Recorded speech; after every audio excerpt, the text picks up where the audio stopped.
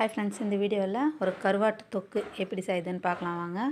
அதுக்கு இந்த மாதிரி நீட்டு கருவாடு எடுத்துன்னு அதை தலையெல்லாம் கிள்ளிட்டு சுடு தண்ணியில் போட்டு ஒரு 2 நிமிஷம் ஊற வச்சுக்கோங்க. வெதுவெதுப்பான தண்ணியில் ஊற வச்சதும் எடுத்து நல்லா ஒரு 4-5 முறை அலசி ஒரு பிளேட்டில் மாற்றி க்ளீன் பண்ணி வச்சுக்கோங்க.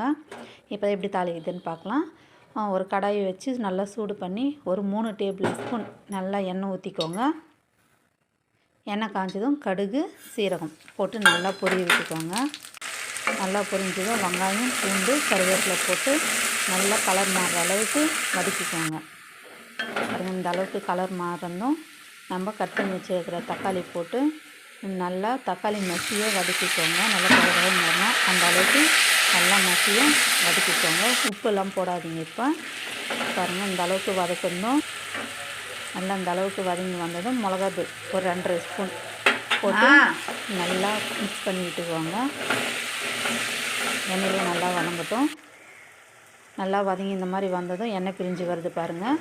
இந்த மாதிரி எண்ணெய் பிரிஞ்சு வந்ததும் நம்மளுக்கு தேவையான அளவுக்கு, உங்களுக்கு கொஞ்சம் தண்ணியாக வேணும்னா தண்ணி ஜாஸ்தியாக ஊற்றிக்கோங்க. இல்லை தொக்கு தான் செய்ய போகிறேன் இல்லையா, ஸோ அதனால் நான் தண்ணி ஒரு 3/4 டம்ளர் அளவுக்கு தாங்க ஊற்றிருக்கேன். தண்ணி நல்லா ஊற்றுந்தோம் ஒரு மூடி போட்டு ஒரு 3 நிமிஷம் நல்லா கொதிக்க விடுங்க. மூடி போட்டு நல்லா கொதிக்க விடுங்க. எண்ணெய் பிரிஞ்சு வரட்டும். அது வரைக்கும் நல்லா கொதிக்கட்டும். 3 மினிட்ஸ் போதுங்க. மிளகா எருப்பெல்லாம் போயிடும். பாருங்கள், இந்த அளவுக்கு நல்லா கொதித்து வந்து கெட்டி சேர்ந்துருக்கு குழம்பு. ஸோ இந்த டைமில் நம்ம க்ளீன் பண்ணி வச்சுருக்கிற கருவாடு போட்டு ரொம்ப கலக்காதீங்க. லைட்டாக கலக்கி மூடி போட்டு கொதிக்க விடுங்க. கருவாடு போட்டதுக்கப்புறம் ஒரு 2 நிமிஷம் கொதிச்சா போதுங்க, நிறைய கொதிக்க வேண்டாம். பாருங்கள், சூப்பராக கருவாடு வந்துடுச்சு. நல்லா கெட்டி சேர்ந்துச்சு.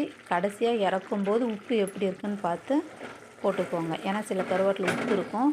ஸோ இறக்கும்போது பார்த்து போட்டுக்கோங்க.